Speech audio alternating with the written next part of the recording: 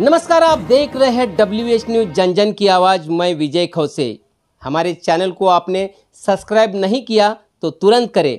तो आइए सुनते हैं आज की पत्र परिषद। ऑल इंडिया कांग्रेस कमेटी के इस विशेष प्रेस वार्ता में बहुत बहुत स्वागत। आज हमारे बीच जो शख्सियत है वो किसी परिचय के मोहताज नहीं, आप सब उन्हें जानते हैं। इनको मोदी जी का बहुत प्यार मिला है। उनको फ्लाइट से उतारने तक उनकी मोहब्बत इनके लिए है मोदी जी। तो ऐसे ऑल इंडिया कांग्रेस कमेटी के चेयरपर्सन, मुख्य प्रवक्ता देश के और CWC member, Congress working committee के मेंबर पवन खेड़ा जी हमारे बीच उपस्थित है। मेरे सहकारी, मेरे साथी जिन्हें आप सब अच्छे से जानते हैं, महाराष्ट्र प्रदेश कांग्रेस कमेटी के सोशल मीडिया के चेयरमैन सम्माननीय विशाल जी मुर्तीमार यहाँ उपस्थित है। एक महत्वपूर्ण विषय को लेकर 18वीं लोकसभा का चुनाव चल रहा है, सभी लोग प्रचार में व्यस्त हैं। ऐसे में कुछ महत्वपूर्ण विषयों को लेकर, कुछ राष्ट्रीय विषय और कुछ स्थानीय विषय लेकर पवन खेड़ा जी आपके बीच, हमारे बीच आए हैं। मैं आपका ज्यादा समय न लेते हुए सामान्य पवन खेड़ा जी से विनती करता हूँ कि वो आपको संबोधित करें। ये माइक की जरूरत है? नहीं। नमस्कार, धन्यवाद अतुल जी और हमारे साथी मुर्तीमार जी। शायद इस हॉल में मेरी ये दूसरी प्रेस वार्ता है। आप में से कई चेहरों से मैं वाकिफ हूँ, कई लोगों के नंबर भी हैं, आपके संदेश भी आते हैं। कई बार जवाब दे पाता हूँ, कई बार नहीं दे पाता, पढ़ता सब कुछ संदेश। बहुत महत्वपूर्ण दौर से ये देश गुजर रहा है और जिसको इंग्लिश में कहते हैं डिसाइसिव फेज है डेमोक्रेसी का। लोकतंत्र के लिए बड़ा निर्णायक मोड़ है।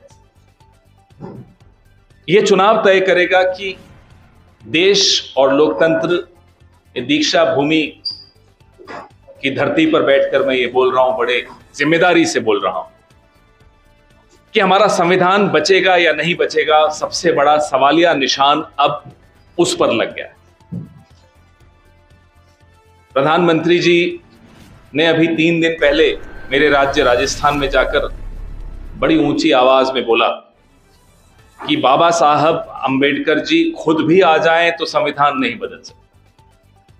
ये प्रधानमंत्री के शब्द थे। एक दिन बाद, सिर्फ 24 घंटे बाद, भारतीय जनता पार्टी के अयोध्या के सांसद लल्लू सिंह बोले कि हमें 400 सीटें दे दो, हम संविधान तभी बदल पाएंगे, नहीं तो नहीं बदल पाएंगे। ये दो जबानों से बात करने की जो बीमारी है, ये भारतीय जनता पार्टी में आज से नहीं है, पुरानी है।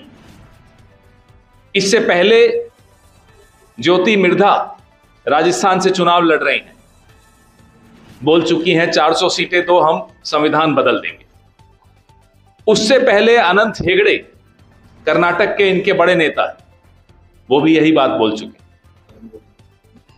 अरुण गोविल जी तो खैर महान है, दलित बस्ती में गए, खाना नहीं खा पा रहे थे, हाथ भी नहीं लगाया उस खाने को, वो भी ये कह चुके हैं। तो नियत इनकी स्पष्ट है। ये इस देश के और बाबा साहब अंबेडकर के संविधान के साथ पूरी तरह से खिलवाड़ करने का षड्यंत्र रच रहे हैं। इसमें किसी को कोई शक नहीं होना चाहिए। 10 साल हो गए आप सरकार में हो। 10 साल का आपने लेखा जोखा क्या दिया? रिपोर्ट कार्ड कहां है? आप में से कुछ लोगों के बच्चे स्कूल जाते हैं, पूरे साल मेहनत करते हैं, एग्जाम देते हैं, फिर रिपोर्ट कार्ड आता है। क्या सरकार के लिए वो रिपोर्ट कार्ड नहीं आना चाहिए? कल फिर एक संकल्प पत्र मोदी की गारंटी के नाम से निकला। अरे साहब, पिछले 10 साल में आपने क्या किया वो तो बताते जाते। आपको मैं एक छोटा सा किस्सा सुनाता हूं। मेरी आदत है थोड़े थोड़े किस्से सुनाने। यमराज का दरबार होता है। यमराज के दरबार में एक ऐसी घंटी लगी हुई है, कोई झूठ बोलता है वो बजने लग जाता है। कल वो घंटी पूरे दिन बजी। यमराज ने चित्रगुप्त से पूछा, भाई ये घंटी बंद क्यों नहीं हो रही? चित्रगुप्त बोले, साहब आज मोदी जी का संकल्प पत्र आ रहा है। पूरे दिन घंटी बजती रही, न चित्रगुप्त सो पाए न यमराज सो पाए। अब इस देश के प्रधानमंत्री की छवि ऐसी हो गई है कि उनकी जुबान पर लोगों को भरोसा नहीं रहा, उनके मुंह से निकले शब्द पर लोगों को भरोसा नहीं रहा। यह इस देश में पहली बार हो रहा। हर प्रधानमंत्री का एक इकबाल था, उन पर लोगों को भरोसा रहता था।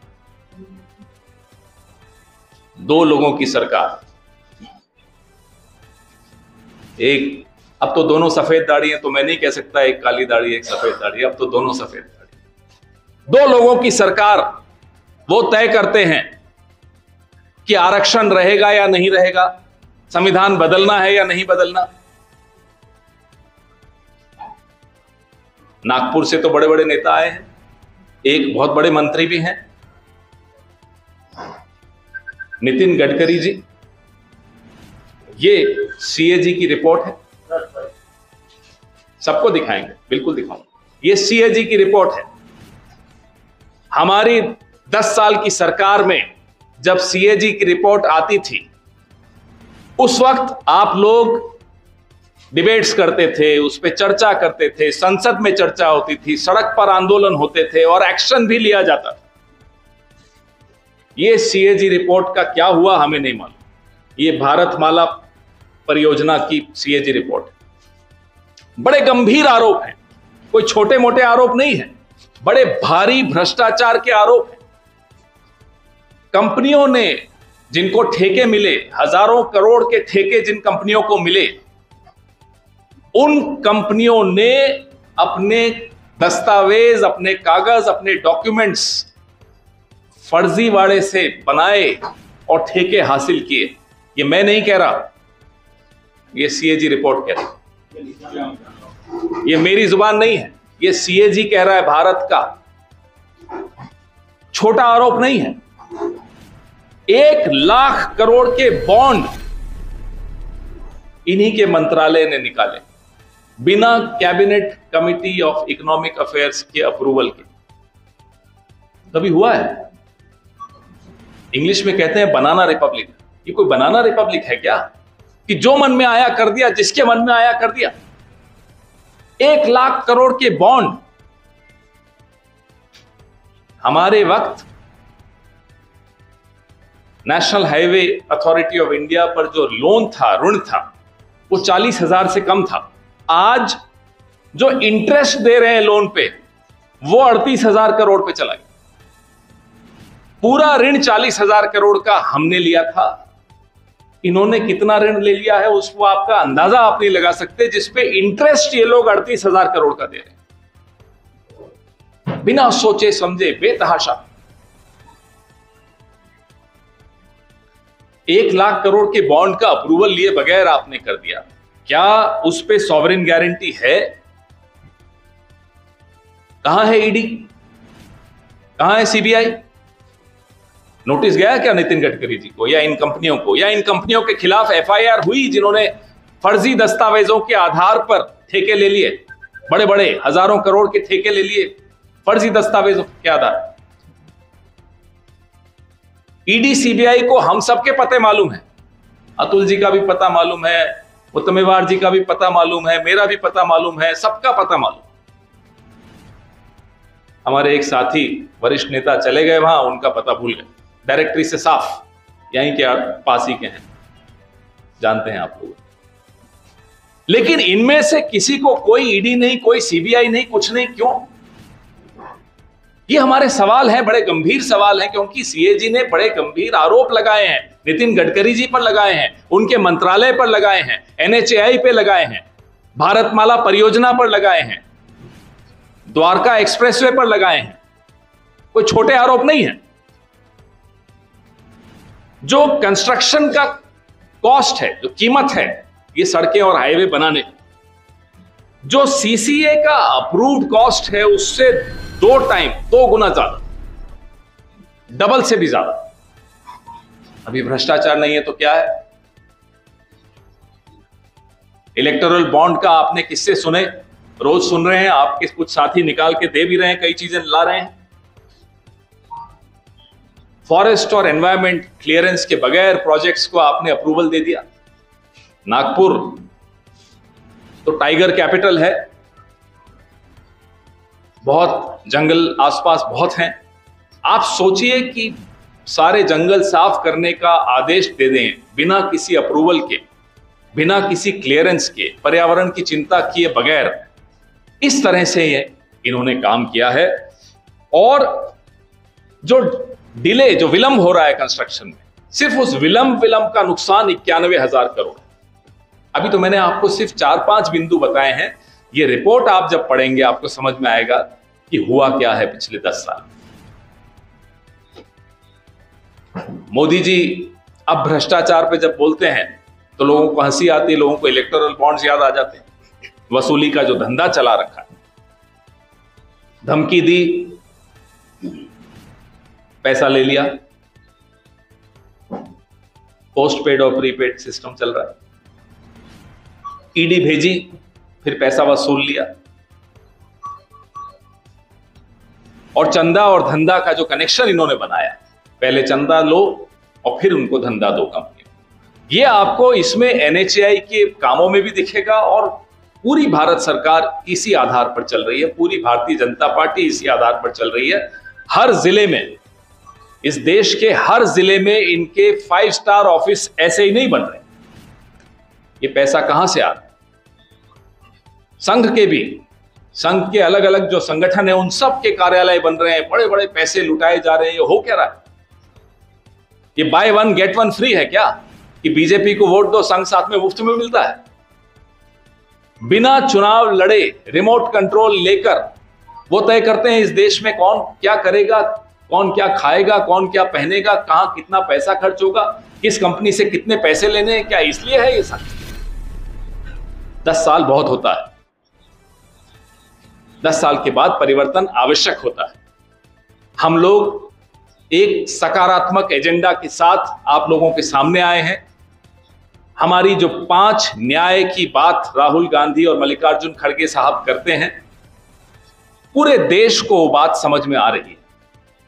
इस देश में 1 घंटे में 2 नौजवान आत्महत्या कर रहे हैं। इस देश में एक दिन में 30 किसान आत्महत्या कर रहे हैं।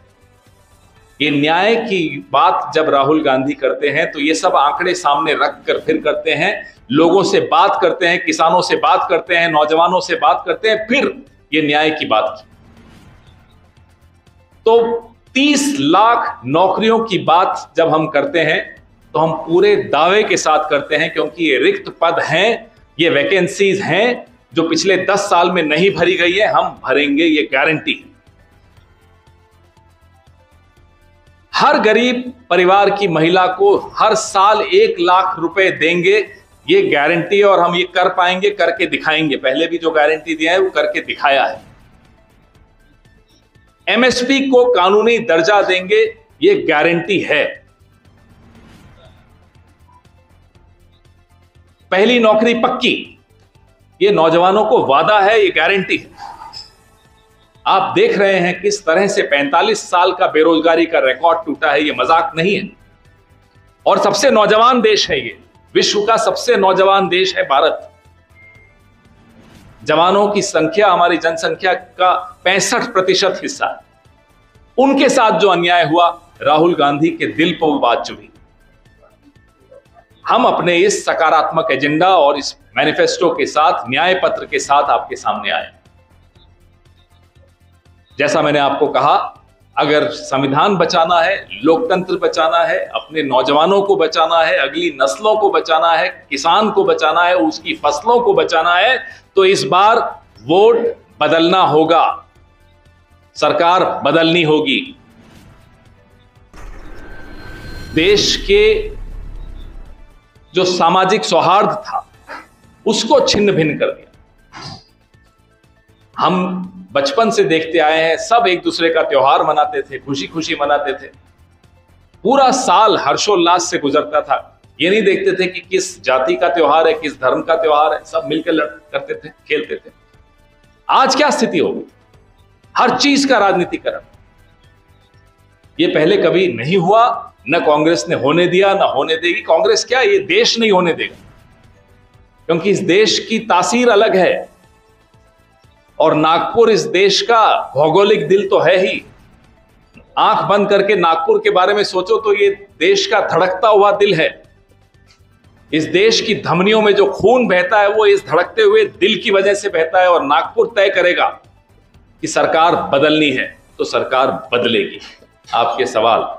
सर, संविधान का मूल ढांचा जो है, अभी फडणवीस साहब ने भी कहा और गोवा के मुख्यमंत्री ने भी कहा है कि संविधान का मूल ढांचा जो है ये संसद भी नहीं बदल सकती है, तो आप लोग क्यों संविधान बदलने की अफवाहें? हमें क्यों कह रहे हैं? अपने नेताओं को बोले, क्यों बोलते हैं कि 400 सीटें दे दो हम बदल देंगे? क्यों बोलते हैं फिर बताइए? नहीं, संसद को अधिकार है कि संविधान का मूल 400 सीटें अगर मांग रहे हैं, 400 सीटों के बाद ये क्या करेंगे? क्या चुनाव होगा अगला? मैं वही बता रहा हूं, जो डिक्टेटर की प्रवृत्ति होती है ना, वो न संविधान देखता है, न लोकतंत्र देखता है, न आगे वो कभी चुनाव करवाएगा। जब सारी कमान अपने हाथ में आ जाएगी तो संविधान उनके लिए कुछ मायने नहीं रखता। ये आप आज लिख कर रख लीजिए। उम्मीद करता हूं कि कभी वो सच न हो, क्योंकि हमारी और आपकी ताकत ऐसी है, इस देश की ताकत ऐसी है कि इनको हम नहीं करने देंगे, इनको हम जीतने ही नहीं देंगे। मेरे दो सवाल। बीजेपी कोई अजय पार्टी नहीं है कि इनको कोई हरा नहीं सकता, लेकिन कांग्रेस के अंदर की जो गुटबाजी है, जो कांग्रेस ने जो प्रधानमंत्री का चेहरा दी, जैसे देवी गौड़ा जी का एक विधान है कि अगर खड़गे जी को पंतप्रधान बनाएंगे या प्रधानमंत्री बनाएंगे तो राहुल गांधी को मंजूर होगा। तो एक प्रधानमंत्री का चेहरा अगर दिया है। आपको मैं एक बात बताऊं, 2004 का चुनाव आपने जरूर देखा होगा, करीब से देखा होगा। हम जीत कर आए, कौन प्रधानमंत्री बना? क्या कोई गांधी परिवार से बना? डॉक्टर मनमोहन सिंह बने। तो ये कमाल की विवाद पैदा करने की कोशिश की जाती है भारतीय जनता पार्टी द्वारा। हमारे यहां जैसे कि समाज में होता है, परिवार में होता है, आपस में हर बात पर सब सहमत हो ऐसा हो ही नहीं सकता। जरूर चर्चा होती है, विवाद भी होता है, लेकिन संवाद के जरिए हम सब कुछ सुलझा भी लेते हैं। नागपुर में बैठकर आप कह रहे हैं कांग्रेस में आपसी कलह है। गडकरी जी को तो निकाल बाहर किया था ना नेशनल एग्जीक्यूटिव से। क्यों निकाल बाहर किया था? हमें याद है गडकरी जी जब राष्ट्रीय अध्यक्ष थे भारतीय जनता पार्टी के, तो भारतीय जनता पार्टी के बड़े नेता आज वो बड़े बड़े पदों पर हैं, बहुत बड़े पदों पर हैं, उनके खिलाफ इनकम टैक्स के कागज ले लेकर हमें ढूंढ रहे होते कि साहब ये जरा चला लो, प्रेस कॉन्फ्रेंस कर लो इनके खिलाफ। हमारे यहां ऐसा नहीं होता, पीठ पे वार हमारे यहां नहीं होता। वाइस प्रेसिडेंट धनखड़ आज नागपुर में थे, IRS ऑफिसर्स को वो एड्रेस कर रहे थे। उन्होंने कहा है कि power corridors have been duly neutralised of corrupt elements and corruption no longer dictates the administration now. आपके कहिए। काश कि आप जैसा कोई पत्रकार वहां खड़ा होता और पूछता साहब इलेक्टोरल बॉन्ड्स पे कुछ बताइए, चुप हो जाते, वो बोल ही नहीं पाते उसके बाद। काश कि कोई आप जैसा पत्रकार खड़ा होकर ये दिखा देता हूं, फिर भी वो चुप हो जाते। ये सिर्फ लफ्फाजी करते हैं सब के सब भारतीय जनता पार्टी के लोग। उपराष्ट्रपति का दर्जा अलग है, उनके लिए मैं नहीं कहूंगा कुछ, क्योंकि संवैधानिक पद है, लेकिन जो भी भ्रष्टाचार की बात कर रहा है भारतीय जनता पार्टी के लिए या उनकी सरकार के लिए, उसको ये दिखा दे। सर, 80 करोड़ लोगों को दोबारा फिर राशन मुद्रा में जो है 10 लाख से 20 लाख की बढ़ोतरी, महिला बचत गठों को भी काफी सम्मान और योजनाएं उनके लिए देंगे, और किसानों और व्यापारियों को भी पेंशन देंगे। भाजपा की आगामी स्कीम कितना? 80 करोड़ लोगों को अगर आप 2 रुपए किलो का 5 किलो चावल देते हैं, उसको आप अपनी उपलब्धि मानते हैं, इससे ज्यादा शर्मनाक बात क्या हो सकती है? आज देश की यह स्थिति है कि 80 करोड़ लोगों को निर्भर होना पड़ रहा है सरकार के राशन पर। यह बताता है कि हमारी आर्थिक स्थिति इस देश की क्या है, हमारे परिवारों की क्या स्थिति है। ये मोदी साहब की बड़ी बुरी आदत है, लोगों की थाली में ताक झांक करते हैं ना, तेजस्वी यादव क्या खा रहे हैं, कौन क्या खा रहा है, बड़ी इनको चिंता रहती है। इस बार गरीब की थाली देख लेते, समझ में आ जाता 10 साल में क्या हालत हुई। Not just poor, the middle class, the lower middle class, the upper middle class, सबके साथ कुछ न कुछ चोट हुई है। आप में से कितने लोगों की आय दुगनी हो गई साहब पिछले 10 साल में? मैं तो आपसे पूछ रहा हूं। अतुल जी, आपकी हुई हो तो बता दो, हमारी तो नहीं हुई किसी की। आपकी हुई हो बताइए किसी की हुई। तो सिर्फ बोलने में अच्छी बातें हैं। 10 साल पहले जब प्रधानमंत्री 2014 में बोलते थे तो लोगों को उनकी बात पर विश्वास होता था। 19 आते आते लोगों को मनोरंजन होने लगा, उनकी बातों से हंसी आती थी कि साहब चलो हंसा रहे हैं, मनोरंजन कर रहे हैं। मनोरंजन की आवश्यकता होती है, सबको होती है। अब लोगों को गुस्सा आता है, खींच आती है। People get irritated when he speaks, क्योंकि वो इसी तरह की बातें करते हैं।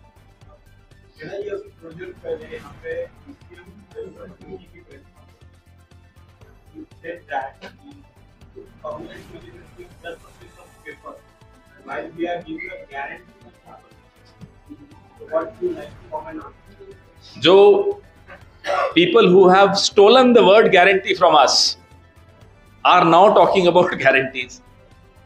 Congress governments, whether in Telangana, whether in Karnataka, whether when we were in power in Rajasthan, Chhattisgarh, and for 18 months in Madhya Pradesh, we fulfilled every single guarantee that we gave.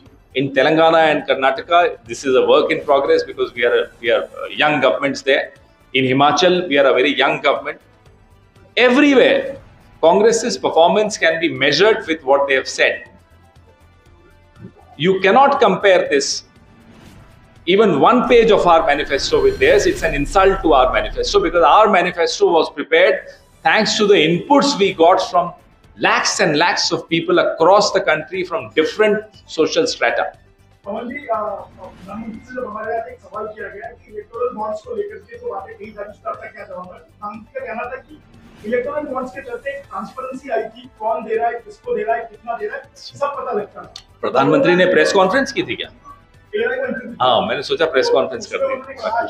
वो लोग पछताएंगे जो विरोध कर रहे हैं कि transparency जो थी इलेक्टोरल बॉन्ड्स में, इसके पहले नहीं हुआ करती थी। पहले आपको पता नहीं था कौन किसको कितना दे रहा है। मुझे लगता है जो उन्होंने कहा वो माननीय सर्वोच्च न्यायालय, एक कॉन्टेम्प्ट ऑफ कोर्ट है। माननीय सर्वोच्च न्यायालय ने जिस सख्ती से इलेक्टोरल बॉन्ड्स को गैर संवैधानिक और गैर कानूनी करार कर दिया, उसके बाद देश का प्रधानमंत्री हो या कोई आम आदमी हो या कोई भी हो, माननीय सर्वोच्च न्यायालय के फैसले के पश्चात ये बोलना गलत है। सर, सहयोगी दलों के साथ सहयोगी बीजेपी के राष्ट्रीय अध्यक्ष का कहना है कि विपक्ष के आधे नेता देश में हैं, आधे देश में क्या विकास करेंगे। वो लोग हैं जो दबाव में नहीं आए, वॉशिंग मशीन में जाने से मना कर दिया, भारतीय जनता पार्टी में नहीं जाना चाहते थे, मोदी वॉशिंग पाउडर को उन्होंने ठुकरा दिया तो वो जेल में चले गए। जो वॉशिंग मशीन में चले गए वो मुख्यमंत्री बन गए, कहीं मंत्री बन गए, सांसद बन गए, या वेटिंग लिस्ट में है। अभी कुछ लोगों को आरएससी मिला हुआ है, कुछ लोग वेटिंग लिस्ट में है। तो आपके सामने हमने एक दिन वॉशिंग मशीन भी रखी थी, अपनी प्रेस वार्ता में दिखाई थी सबको। बड़े आपको कीमत मालूम है उस वॉशिंग मशीन? 8,552 करोड़ की वॉशिंग मशीन, ये इलेक्टोरल बॉन्ड से जो पैसा मिला, इतनी महंगी मशीन। अब उस मशीन में तो कोई भी जाएगा वो साफ होकर निकले।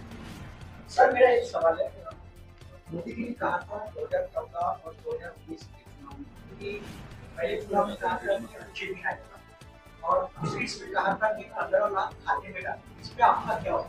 अब क्या ओपिनियन है आपके सामने? आपके खाते में आ गए हो तो चलो पार्टी करते हैं। इसके बाद लंच आप ही करा दीजिएगा, मैंने किया भी नहीं आज। 15 लाख तो अब मजाक हो ही गया है, लेकिन अब क्या है कि अब कहते हैं 2047 में हो जाएगा विकसित। 2047 चुनाव 5 साल का होता है, अचानक कहेंगे साहब 2000 से जो अभी तक नहीं कर पाया 2047 तक कर पाऊंगा। अरे 2047 तक आप प्रधानमंत्री रहेंगे, 24 में ही आप जाने वाले हैं, आप कहां 47 के वादे कर रहे हैं? जी सर, दोनों सहयोगी दलों में 2 बार हो चुके हैं, कांग्रेस से भी लोग भाजपा में जा रहे हैं, बावजूद राज्यों में 48 सीटों पर आप कैसे देखते हैं? मैं जो हम लोग समझ पाए हैं दिल्ली से बैठकर भी, और हमारे कई नेता घूम भी रहे हैं पूरे महाराष्ट्र में, एक लहर चल रही है जिसको हम आज से 10 दिन पहले अंडर करंट कहते थे, वो अब एक वेव हो गई। और आपको नतीजे दिखाएंगे कि ये वेव कितनी पावरफुल है, कितनी मजबूत है, कितनी प्रबल है।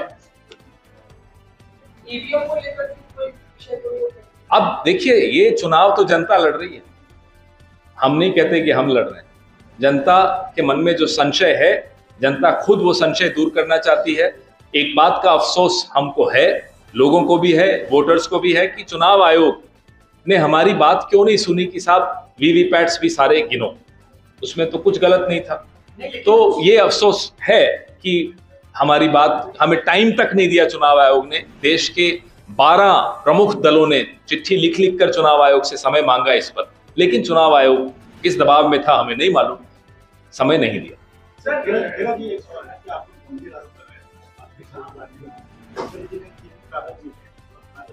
नहीं, गडकरी जी ने नहीं दिए थे, गडकरी जी के खिलाफ लोगों ने, मुझे नहीं दिए, हमारे कई नेताओं को बोला। अब भाजपा में तो बहुत कुछ होता है साहब, ऐसा ऐसा होता है जो कभी होते हुए नहीं देखा। सर, मुझे इसका कहना है, यहाँ पे विदर्भ में पहली बार मोदी शाह इनका बार-बार आना यहाँ प्रचार के लिए आ रहे हैं। मोदी ने भी यहाँ पे 2 सभा ली है। क्या विदर्भ से उनको डर लग रहा है कि यहाँ पे चुनाव में कुछ हार हो सकती है? विदर्भ तय करता है इस देश का भविष्य, किसकी सरकार बनेगी ये तय विदर्भ से होता है। तो घबराहट अच्छी लगी, आप लोग जब डराते हैं तो अच्छे अच्छे डर जाते हैं, अच्छी बातें डराइए। गडकरी जी 5 लाख मतों से चुन कराने का ऐलान किया। गडकरी जी 5 लाख मतों से चुन कराने का ये दिखा देना वो लाख करोड़ उनको बहुत ये देख देख कर आ गया होगा। सावंत जी बोल रहे थे कि कांग्रेस के पास कोई नेतृत्व नहीं है, कोई नेता नहीं है, जिसको कुछ भी बातें करते हैं। ये मैं कब से सुन रहा हूँ बताऊं? मेरे को, मैं 5वीं क्लास में था और कांग्रेस के लिए पर्चियां बनाता था उदयपुर में। अटल जी भाषण देने आते थे तब भी यही कहते थे, कांग्रेस के पास नेता नहीं है, नेतृत्व नहीं है, नियत। ये सुन सुन के मैं तो कान पक गए और 50 साल का हो गया, अभी तक यही सुन रहा हूँ। नेहरू जी के वक्त से कहते थे ये लोग, तो इनकी बातों को कौन गंभीरता से लेता है?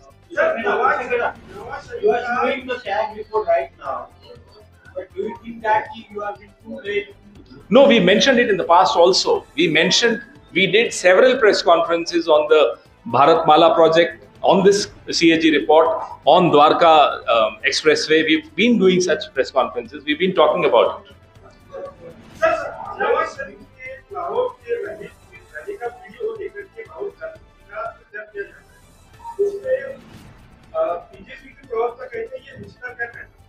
मुझे तो समझ में नहीं आता प्रधानमंत्री को मोहब्बत क्यों है पाकिस्तान से।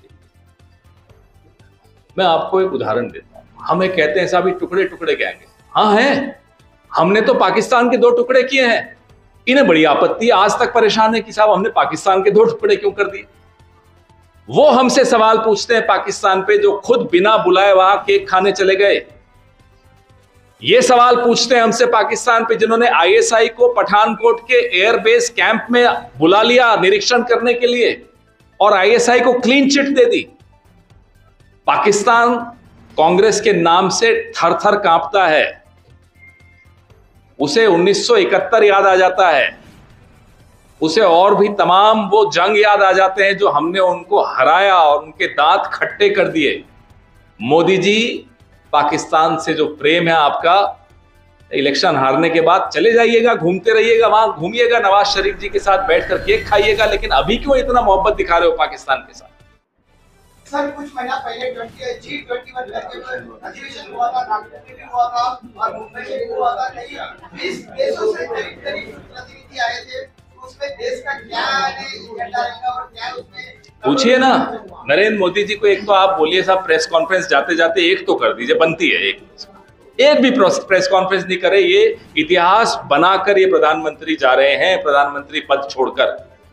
जाने से पहले एक प्रेस वार्ता करवा लीजिए, ये सवाल उनसे जरूर पूछेगा, क्योंकि हम भी पूछ रहे हैं और हम भी जवाब के इंतजार में हैं। क्या मिला देश को? जहां झुग्गी झोपड़ियां थी वहां आपने बड़ी बड़ी चादर लगा दी ताकि झुग्गी झोपड़ियां दिखे नहीं। हर शहर में ये हुआ। 100 स्मार्ट सिटीज, क्या हुआ स्मार्ट सिटीज का? चीन घुस गए आ गया अंदर और उसने अपनी स्मार्ट सिटीज हमारे यहाँ बना दी, अरुणाचल में और लद्दाख में। ये होती है स्मार्ट सिटीज। क्या ये स्मार्ट सिटीज का वादा किया था आपने? ऐसे कई सवाल हैं। प्रधानमंत्री को कहिए एक बार हिम्मत दिखाइए और प्रेस वार्ता कर लीजिए। मन की बात तो करते हैं ना, प्रेस वार्ता नहीं करते, लेकिन क्या आपके मन की बात की कभी?